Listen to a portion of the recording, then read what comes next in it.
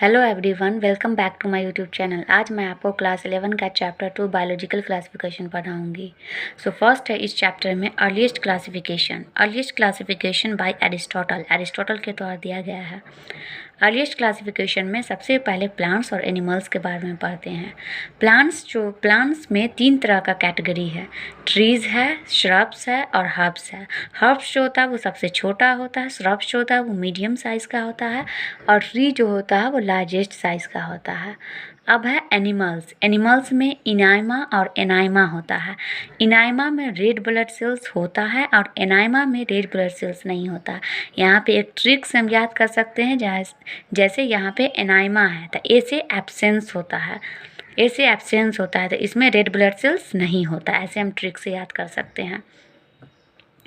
अब है क्लासिफिकेशन, तो 5 क्लासिफिकेशन है, 2 kingdom classification, 3 kingdom classification, 4 kingdom, 5 kingdom और 6 kingdom. 2 kingdom classification system Linnaeus के द्वारा दिया गया था। 3 किंगडम क्लासिफिकेशन सिस्टम हैकल के द्वारा दिया गया था।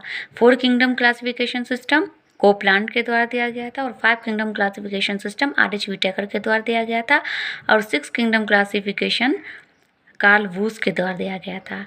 अब है सबसे इम्पॉर्टेंट यहाँ पे आर.एच. व्हिटेकर जो 5 किंगडम क्लासिफिकेशन सिस्टम दिया था। अब इसका क्राइटेरिया क्या क्या है, ये बहुत इंपॉर्टेंट है। 5 किंगडम क्लासिफिकेशन सिस्टम का क्राइटेरिया है, सबसे first cell structure, body organisation, mode of nutrition, reproduction और फाइलोजेनेटिक रिलेशंस। ये बहुत इंपॉर्टेंट है, आर.एच. व्हिटेकर के द्वारा इसका क्राइटेरिया दिया गया था। अब है ऑर्गेनिजम्स। 5 किंगडम क्लासिफिकेशन सिस्टम जो है वो ऑर्गेनिजम्स में प्रोकैरियोटिक सेल और यूकैरियोटिक सेल। प्रोकैरियोटिक में मोनेरा आता है जो कि यूनिसेलुलर होता है और यूकैरियोटिक में protista, fungi, Plantae, animalia. Protista unicellular होता है, फंजाई मल्टीसेलुलर होता है, प्लांटी टिश्यू और ऑर्गन होता है, एनिमेलिया में टिश्यू होता है, ऑर्गन होता है और ऑर्गन सिस्टम भी होता है। अब है बैक्टीरिया, ये भी बहुत इंपॉर्टेंट है।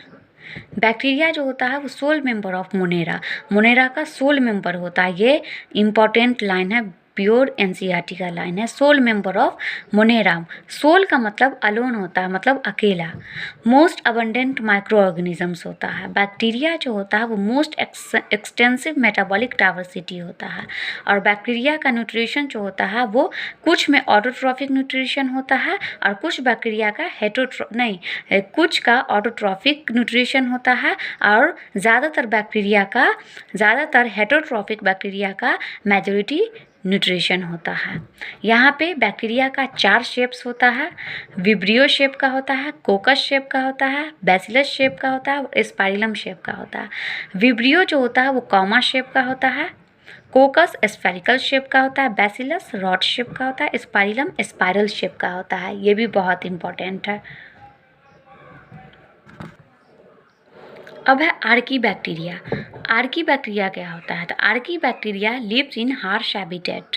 आर्की बैक्टीरिया जो होता है वो हार्श हैबिटेट में रहता है। किसकी वजह से, तो सेल वॉल की वजह से। हेलोफाइल्स का मतलब होता है जो साल्टी एरिया में रहता है, जो नमकीन वाले एरिया में रहता है उसको हेलोफाइल्स कहते हैं। थर्मो एसिडोफिल्स क्या होता है, जो हॉट स्प्रिंग्स में रहता है। मिथेनोजेंस जो होता है वो मार्शी एरिया में रहता है और मिथेनोजेंस जो होता है वो रूमिनेंट एनिमल्स में प्रेजेंट होता है, मतलब जो भी चरने वाला एनिमल्स होता है जैसे गाय हुआ, गोट हुआ, ये सब में मिथेनोजेंस प्रेजेंट होता है। अब है साइनोबैक्टीरिया क्या होता है, साइनोबैक्टीरिया को हम ब्लू ग्रीन एल्गी भी कहते हैं। साइनोबैक्टीरिया का एग्जाम्पल नॉस्टॉक होता है, एनापिना होता है। ये फोटोसिंथेटिक ऑटोट्रॉफ होता है, मतलब ये फोटोसिंथेटिक पिगमेंट्स होता है जिसमें क्लोरोफिल ए होता है। और साइनोबैक्टीरिया जो होता है वो यूनिसेलुलर होता है, कॉलोनियल भी होता है और फिलामेंटस भी होता है। ये सराउंडेड बाय जेलाटिनस शीथ, मतलब साइनोबैक्टीरिया जो होता है वो जेलाटिनस शीथ के द्वारा घेरा हुआ होता है, मतलब उसका कवरिंग होता है, जेलाटिनस के द्वारा उसका कवरिंग होता है चारों तरफ साइनोबैक्टीरिया के। अब कुछ इम्पॉर्टेंट पॉइंट है, जैसे most of the bacteria are heterotrophic. ज़्यादातर बैक्टीरिया जो होता है वो हेटरोट्रॉफिक होता है। ज़्यादातर बैक्टीरिया हेटरोट्रॉफिक होता है। Helpful in making cut, antibiotic, nitrogen fixation in legumes.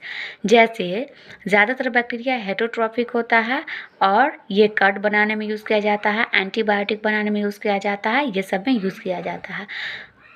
Some common bacterial disease, कुछ कॉमन बैक्टीरियल डिजीज़ होता है, for example chlorella, cholera, typhoid, tetanus, citrus canker. तो ये सब एग्जाम्पल है कुछ कॉमन बैक्टीरियल डिजीज़ का। नेक्स्ट में मैं इसके आगे पढ़ाऊँगी। जब तक के लिए आप मेरे चैनल को लाइक, सब्सक्राइब एंड शेयर कीजिए। मिलते हैं फिर नेक्स्ट